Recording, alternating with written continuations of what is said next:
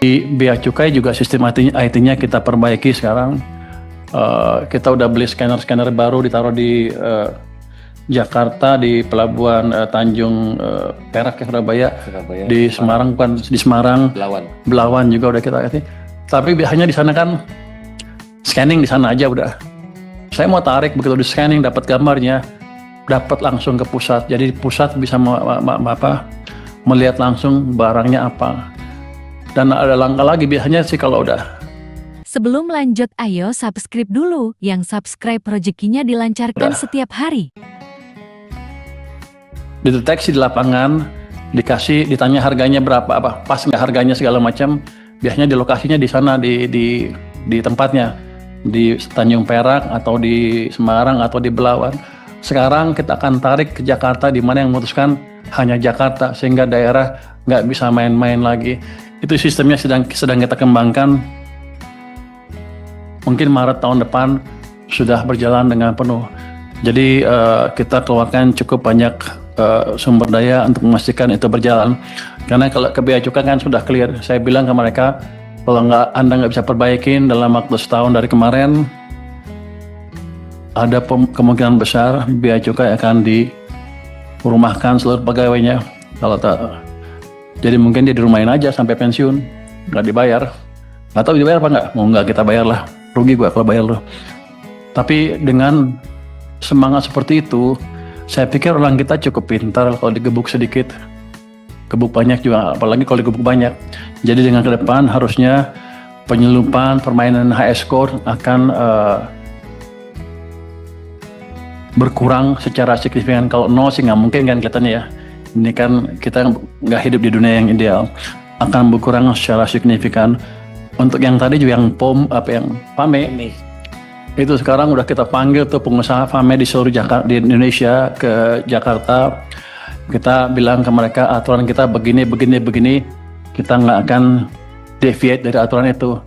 Anda siap-siap aja, kalau Anda mau berbisnis terus ikut aturan kami, kalau enggak saya hajar dia.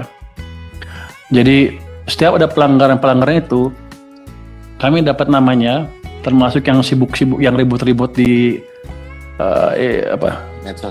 medsos tentang Balpres. Kami dapat namanya, kami investigasi pajaknya seperti apa. Ternyata banyak dari mereka nggak bayar pajak. Saya datangin orangnya di sana untuk suruh bayar pajak. Jadi ini harus fair. Kalau mereka nyerang ya harus bersih. Kalau mereka nyerang aja untuk menghindari menutupi kejahatannya, saya hajar dari pajak. Itu ternyata boleh saya main di pajak. Emang nggak bayar pajak. SPT-nya 0000 selama 5 tahun berturut-turut, berarti nggak bayar pajak. Ada yang selalu nihil, padahal punya gudang banyak sekali. Jadi jangan main-main lagi dengan pemerintah. Kita serius. Dan ancaman saya ke Bea Cukai juga serius. Kalau mereka main-main, kita hantam. Sama juga ke pajak juga. Sebentar lagi akan ada perbaikan yang amat signifikan. Prinsip pengawasan barang ekspor tadi tanya itu ya. Pada dasarnya itu dah sama. Kita akan pakai sistem yang terintegrasi, pakai IT. Kita kembangkan juga sistem AI. Ini walaupun saya lihat masih awal, tapi kelihatannya orang-orang kita masih bisa belajar. Kalau dampak ke tadi, gimana kalau nggak berhasil? Ya nggak dapat duit. Kalau berhasil ya positif. Jadi gamenya, expected gamenya positif nih sekarang. Jadi karena sebelumnya belum ada. Yang jelas saya bisa mungkin recover yang tadi kehilangan sebesar 25 triliun yang saya kasih ke industri batu bara. Rupanya industri batu bara cukup canggih sehingga mereka bisa melobi pemerintah pada waktu itu, kalau undang-undang dan DPR, sehingga hal ini bisa lolos. Mungkin waktu itu pemerintah kurang bisa berhitung, ya. Jadi kita dirugikan sebesar itu dan aneh. Jadi ke depan akan seperti itu.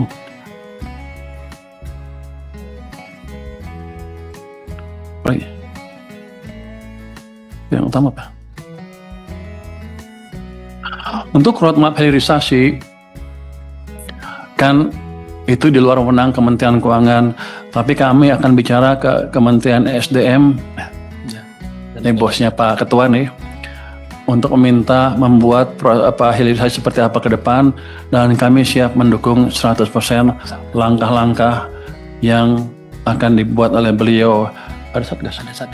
Sudah ada satgas hilirisasi, tinggal kita dorong aja. Ada anggota dari kita. Pak Menteri SDM sebagai Saya Pak gitu. ada satgas hilirisasi dan Menteri SDM sebagai ketua, saya sebagai anggota. Yang jelas kita akan jalankan supaya ke depan akan berjalan dengan betul. Untuk post clearance dan pre-post and clearance, apakah sudah zero fraud? Mungkin zero fraud tidak mungkin akan diciptakan, nggak akan mungkin terjadi, tapi kita tingkatkan semaksimal mungkin sehingga orang-orang kita tidak bermain-main lagi. Karena saya kasih tahu mereka, kalau mereka main-main risikonya clear sekali. Untuk